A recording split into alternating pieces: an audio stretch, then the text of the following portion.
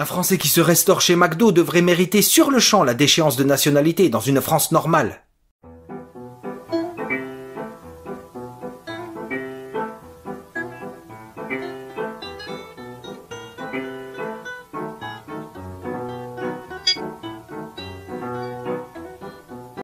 Mesdames, mesdemoiselles et messieurs, bienvenue, le livre est une arme.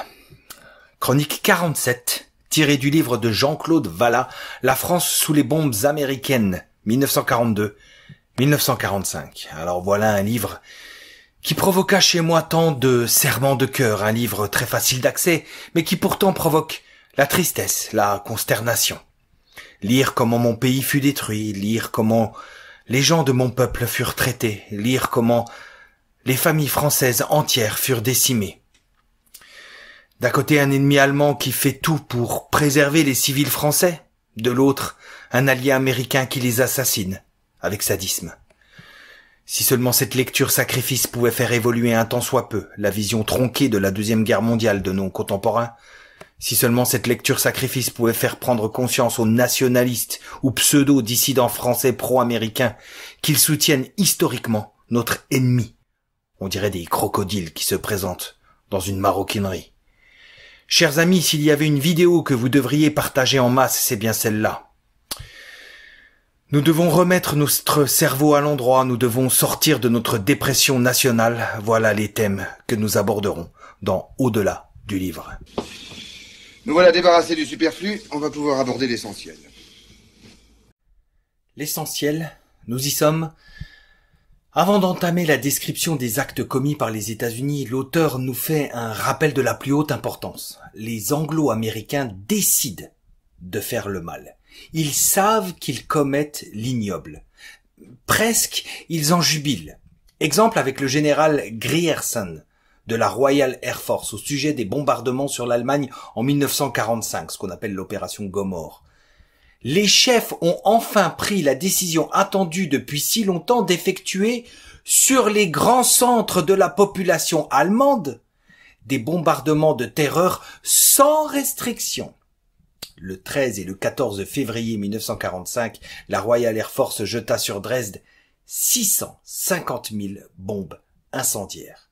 L'US Army, le 3 février, soit en une seule journée, tua 25 000 civils allemands. En clair, et c'est l'idée majeure, les Anglo-Américains n'étaient pas naïfs et avaient décidé de cela. Les bombardements de terreur furent ordonnés par Churchill sur des villes industrielles, et qui dit industriel dit cité industrielle. Vous imaginez l'immonde, les flammes dévorantes qui envahissent ces ruelles étroites et causent de nombreuses victimes par manque d'oxygène. Entrons dans le vif du sujet, la France. Alors la France, contrairement à l'Allemagne, n'a pas été bombardée par ses ennemis, mais par ses soi-disant alliés. L'équivalent de 600 000 bombes, soit 22% de toutes les bombes larguées sur l'Europe. Dès 1940, les premières villes françaises bombardées furent les villes portuaires. Dunkerque, Calais, Bordeaux, Brest. Alors Brest sera pilonnée 74 fois. Et Boulogne, victime de la première bavure en 1941, 120 morts civils en quelques secondes.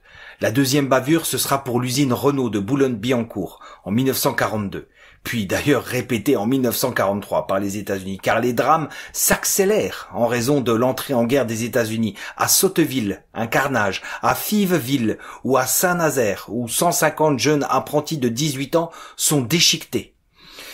D'ailleurs, tous les monuments publics de cette ville, Saint-Nazaire, furent détruits. Mais le pire n'est jamais loin. Le 8 mars 1943, à Rennes, durant le lundi gras, ce qui sous-entend, vous l'avez compris, manège, enfants, joie, flonflon, divers stands de nourriture, bref, une foule familiale. Le champ de Mars devint champ de mort. Rares furent les survivants. Lors des obsèques, Monseigneur Roch utilisa les termes d'acharnement furieux, de monstres aériens semant la ruine et la mort. 2 mois plus tard, les avions sont de retour avec un paquet de 132 tonnes de bombes, 210 morts de plus, 103 immeubles anéantis et 1700 autres endommagées, comme l'église Saint-Martin, dont il ne reste que le clocher, ou même une école, où les enfants avaient été évacués d'une autre école d'ailleurs. La mort est partout, jusque dans le sordide. Ce père de famille, par exemple, qui avait perdu sa femme le 8 mars, se rendit au cimetière sur sa tombe avec sa fillette lorsqu'une bombe le pulvérisa sous les yeux de la petite. Le carnage suivant eut lieu au Bourget le 16 août 1943. 2649 bombes de 150 kilos. L'agglomération fut littéralement rasée. En septembre, à l'usine Caudreau-Renault, l'armée américaine avait planifié de bombarder 4 hectares industriels. Ils en bombardèrent 300, touchant les habitations tout autour, évidemment. Tout ça pour une usine qui ne produisait que quelques véhicules inoffensifs par mois. Dorénavant, les bombes ne touchent plus seulement l'ouvrier, mais aussi les bourgeois gaullistes.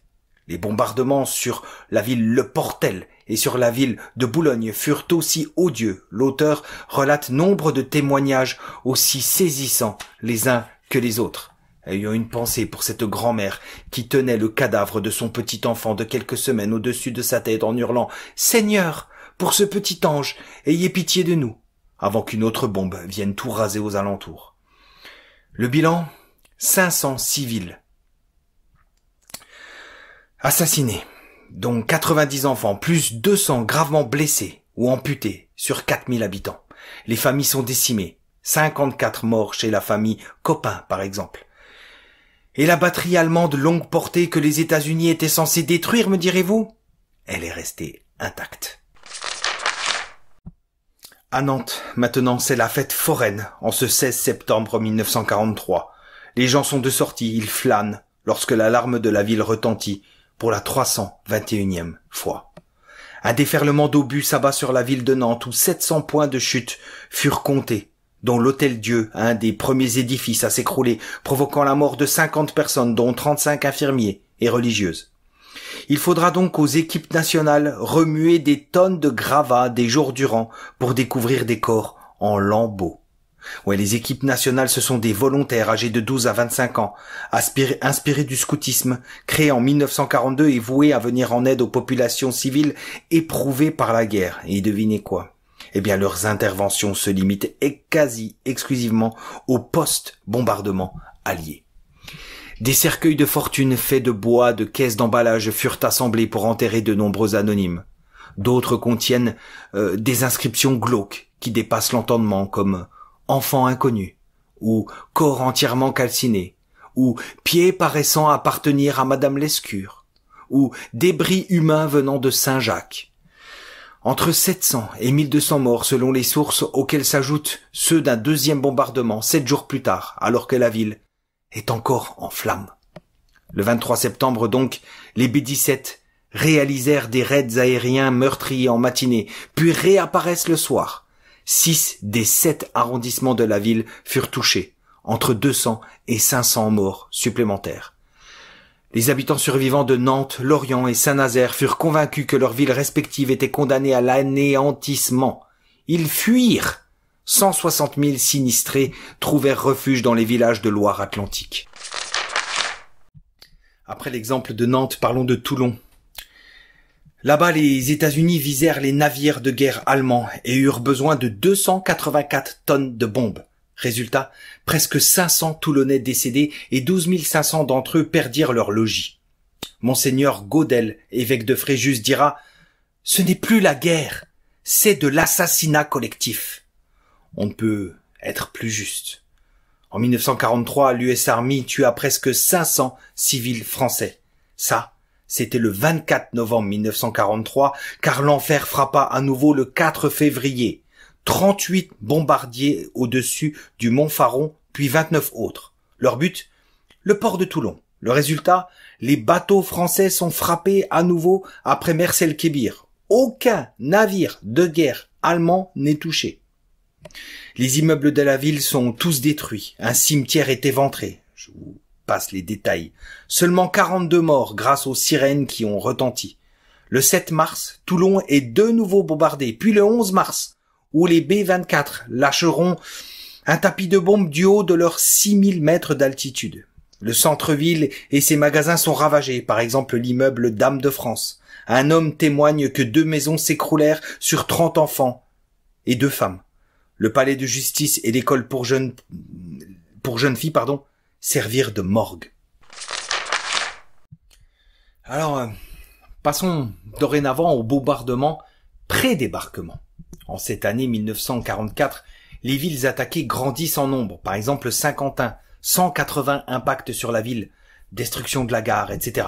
Ou Biarritz, qui reçoit son chapelet de bombes, 148 morts, dont des écolières qui rentraient, 196 blessés, 300 immeubles endommagés, 1200 sinistrés. Biarritz, pourtant, n'était qu'une ville consacrée au repos, mais elle fut victime de terrorisme. Ou la ville de Schaffhausen, le 1er avril 1944, 40 morts, 8,5 millions de dollars de dégâts. Et je vous imagine en train de trépigner. Schaffhausen, c'est en Alsace, non? Eh bien non, mes amis. Schaffhausen, c'est en Suisse. En Suisse. Philippe Henriot aura cette déclaration dont je ne toucherai un seul mot sur Radio Vichy. On aimerait savoir quelle ville les assaillants ont cru avoir bombardée. Il serait curieux de lire les rapports des aviateurs, si toutefois ils ont été en état de le faire. C'était pourtant en plein jour. Les circonstances atmosphériques n'étaient pas défavorables. Écoutez bien la suite. Je crains fort que, dans la réalité, les Américains soient en train de prendre un sadique plaisir à démolir l'Europe. Le spectacle des villes rasées réjouit le cœur de leurs pilotes. Ils choisissent de préférence les villes pittoresques, celles dont la beauté est célèbre, celles qui nous envient le plus, celles qui sembleraient devoir être épargnées, même par un ennemi, parce que leur grâce, leur trésor, leur séculaire renom plaident pour elles. Toutes les grandes cités, une à une, s'en vont au souffle des torpilles aériennes. Pour M. Roosevelt et son compère Churchill, aucune marche d'armée n'accompagne leur dévastation. On détruit au hasard, on lâche des cargaisons de bombes partout où l'on trouve encore des maisons debout. 2 justificatifs fallacieux ressortent constamment suite à ces horreurs. Le premier justificatif que l'on avait l'habitude de lire, le fait que les États-Unis auraient atteint leurs objectifs sans que l'on sache jamais lesquels étaient fixés, d'ailleurs. Et surtout l'excuse du débarquement imminent, qui justifierait le tapis de bombes, alors que nous avons vu que les bombardements datent de bien avant 1944. Évoquons justement ce plan transport censé préparer le jour J, un plan d'une violence extrême élaboré par un certain Solly Zuckerman, un plan qui horrifia même l'immonde Churchill, c'est dire. La pauvre ville de Toulon, décidément, fut la première visée, 1200 tonnes de bombes. Puis le nord de la France avec de nombreuses localités attaquées. Exemple Sarreguemines, où 17 fillettes et 6 garçons mourront. Mézières, où les dégâts sont considérables autour de la basilique Notre-Dame, au sortir de la messe, au moment des premières communions. Les maisons de la place furent broyées, l'église atteinte, enfants et parents blessés ou tués. Est-ce aussi pour préparer le débarquement? Ajoutera Philippe Henriot. À Mantes, les États-Unis bombardent les 7, 8, 9 mai, puis reviennent à la charge le 10, lors des obsèques des défunts tués les jours précédents. Puis ils revinrent le 30. À Sartrouville, ils bombardent un train de turfistes, 200 à 250 morts, le 27 mai. Ils reviennent le dimanche de la Pentecôte, avec 5 raids, et 265 tonnes de bombes, 180 morts, 3500 sinistrés.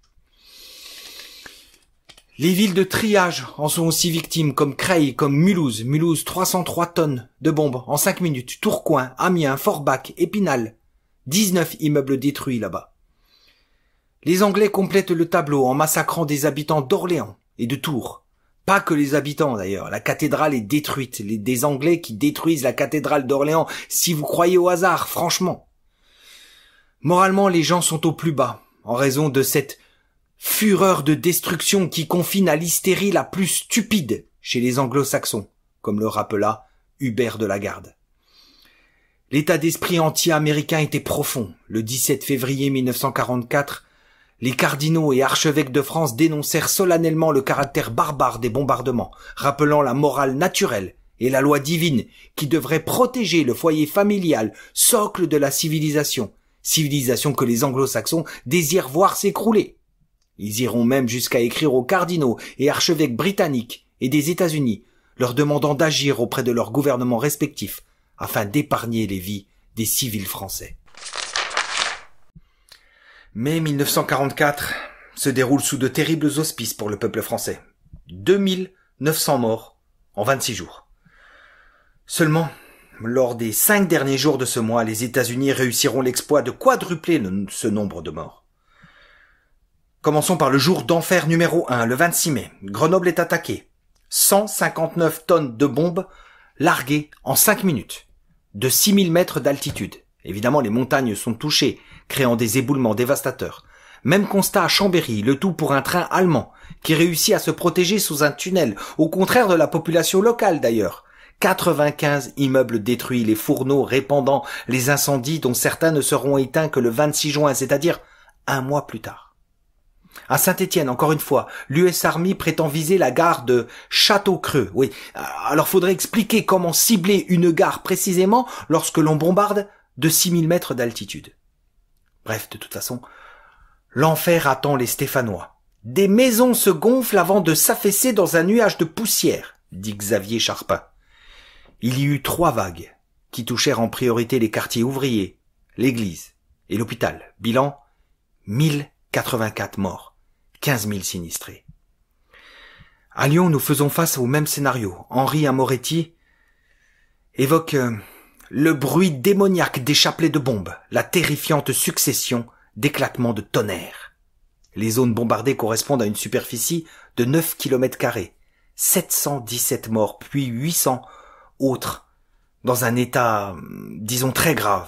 Très grave, ça signifie du genre avoir une ouverture de la boîte crânienne ou l'écrasement de la cage thoracique. 500 immeubles détruits. Le 29 mai, le cardinal Gerlier ira bénir 432 cercueils. Il dira « Au-dessus des exigences de la guerre, il y a dans une civilisation chrétienne la morale et le droit. » Les Américains sont-ils chrétiens ? Aurions-nous eu envie de lui dire ? C'est la question que nous devrions nous poser. Bref. Le lendemain, ce même cardinal qui était à Lyon, eh bien, il se rend à Saint-Étienne, même cause, mêmes effets. Il est absolument bouleversé par une petite fille amputée d'un bras et qui a perdu toute sa famille. Imaginez. Non, vous ne pouvez pas, nous ne pouvons imaginer puisque c'est indicible. Le cardinal dira « Je croyais avoir vu à Lyon ce qu'on peut imaginer de plus horrible. » En cette fin de journée du 26 mai, c'est Nice que les États-Unis canardent et accablent. Le skating du boulevard Victor Hugo devient une morgue immense. Il n'y a pas assez de cercueils. Le jour d'enfer numéro 2, le 27 mai. En ce samedi, 700 B-24 états-uniens ciblent le sud de la France. À Marseille, 7 vagues de 18 bombardiers se relaient pour viser encore la gare, tout en étant encore à très haute altitude. C'est un carnage. Des gens crient en permanence sous les éboulis, sur le boulevard national. Là, c'est une boucherie. Le cimetière Saint-Pierre fut bombardé. Je vous laisse deviner les conséquences. 1752 tués, 2760 blessés, 18 000 sinistrés. Les corps en bouillie, comme le témoigna le lycéen André Ducasse, volontaire pour mettre les cadavres en bière. Pour quel résultat ? Pour quel résultat tous ces bombardements ? Eh bien absolument rien. Toutes les gares sont intactes. Toutes les gares sont intactes. Et ces salauds vont donc revenir, se disent les Marseillais. Oui, ils ont raison. Ils vont revenir 7 fois après. Et après Marseille, Avignon. Des points brillants naissent dans ce ciel si bleu. 4 vagues de 25 bombardiers attendent les Avignonnais. La tour Philippe le Bel est détruite. Pour la petite parenthèse, le bilan, presque 600 morts, dont Hélène Bonnet. Hélène Bonnet, elle venait de recevoir la médaille d'or de la famille française. Elle mourut avec son mari et 8 de leurs 10 enfants. C'est le tour de Nîmes ensuite, plus de 200 morts et 5000 sinistrés. Enfin, terminons, parlons de Rouen, cette ville canardée depuis 1942 et qui subit le 19 avril 1944 un nouveau raid qui causera 900 morts. Seulement le pire est encore à venir. Le 30 mai, les bombardiers s'attaquent au pont Jeanne d'Arc. Le 31 mai, à un autre pont. Le 1er juin, un incendie provoqué par les bombardements précédents ravage la cathédrale qui en perd son beffroi. Ils reviennent le 3 juin, puis le 4 juin, une semaine sanglante. Mais d'autres largages de bombes interviendront les 25, 26, 27 août. Henri Amouroux dira « Tuer des hommes, des femmes, des enfants, dont souvent on ne retrouve que des lambeaux impossibles à identifier. » Alors, les Alliés, puisqu'il faut bien les nommer ainsi, réussirent à débarquer quelques 719 000 soldats, 218 000 tonnes de matériel en ce 6 juin 1944.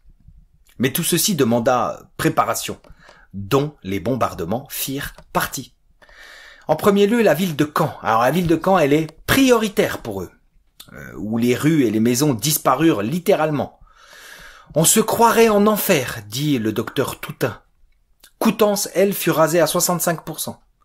Aunay-sur-Odon rasé de la carte. Lisieux compta 700 morts. Vire, 400 morts. Saint-Lô, 352 morts. Falaise, 120 morts. Avranches, 70% des immeubles en flammes, etc., etc. Puis Caen, de nouveau, en pleine nuit, en plein déblaiement des premiers carnages. Caen reçut 440 tonnes de bombes. Puis Caen, encore, le 12 juin, alors qu'il reste encore 35 000 habitants dans la ville. Puis Caen, encore, dans la nuit du 13 juin. 2 semaines après le débarquement, les Alliés restèrent encore bloqués devant Caen, et ce malgré leur déluge de bombes. Ils perdent du temps et ils n'aiment pas ça. Alors ils vont se défouler sur ces villes normandes en les tapissant de 22 500 tonnes de bombes, soit l'équivalent d'Hiroshima. Le 5 septembre, l'enfer agrandit sa surface et touche dorénavant le Havre. Une bombe incendiaire tous les 43 mètres carrés. La ville s'embrase. Au bas-mot, 3000 morts. Et puis 500 morts de plus le lendemain, après le passage d'autres bombardiers américains salvateurs. La ville est détruite à 82%. D'ailleurs, toutes les villes moyennes normandes furent détruites à plus de 50%. Toutes sauf une. Toutes sauf une. Laquelle? Eh bien, Bayeux. Mais pourquoi? Puisque c'était là que se trouvait le QG des Alliés. Les équipes chargées de déterrer les morts dérangeaient les rats. Des rats par bande de 10 ou 12, défendant farouchement leur territoire, selon les témoignages. En 1945, le problème de rongeurs n'était toujours pas résolu, puisque la ville de Caen offrait 1 franc à quiconque tuait un rat. 500 rats tués, 1000 francs. De son côté, la splendide ville de Saint-Malo fut elle aussi détruite, alors que les Allemands ne comptaient qu'une garnison de 60 hommes. Les Américains ont tout détruit, hypnotisés qu'ils étaient par les remparts. Ils pensaient qu'il y avait des milliers d'Allemands derrière les remparts, tellement les remparts étaient utiles. Alors ils continuaient de canarder, comme des demeurés, hein, hypnotisés qu'ils étaient, selon l'expression d'Henri Amouroux. En clair, les Américains affichent un mépris pour le patrimoine culturel français, les abbayes, les églises. Les monuments semblent visés, en tout cas jamais épargnés. Ils s'avancent avec morgue en territoire conquis, plutôt en territoire qui a été assommé, qui a été sonné. On les surprit même à fracturer des coffres-forts de la poste, comme à Saint-Jean-de-Deille. Encore quelques exemples de massacres à Calais. La ville fut libérée le 30 septembre 1944. Pourtant, la ville se trouva bombardée le 27 février 1945, 6 mois après. Les Anglo-Américains la confondirent avec Dunkerque, qui était une poche allemande.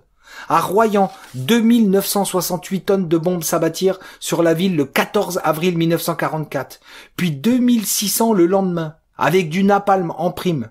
Ce sont tous des collabos, pensait le général américain Ralph Royce, justifiant ainsi l'horreur.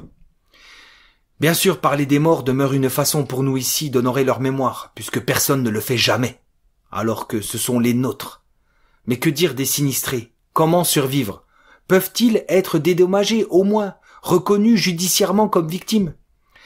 À ce titre, un Havrais nommé Bruneau, B-R-U-N-E-A-U, lança en 1955 un appel à Eisenhower. Il reçut moins de $1. Amouroux dira « Il ne semble pas que son SOS fût entendu. » Bref, j'espère que tous ces faits resteront à jamais gravés en vous, chers amis. Rendons-nous maintenant au-delà du livre.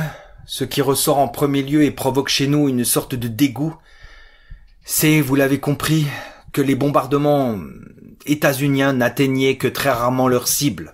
La rhétorique des cibles ne semble être finalement qu'une esbrouffe de communication visant à atténuer les carnages commis. Par exemple, ils bombardent des usines Renault alors qu'elles ne produisent rien. Alors les Américains sont-ils mauvais?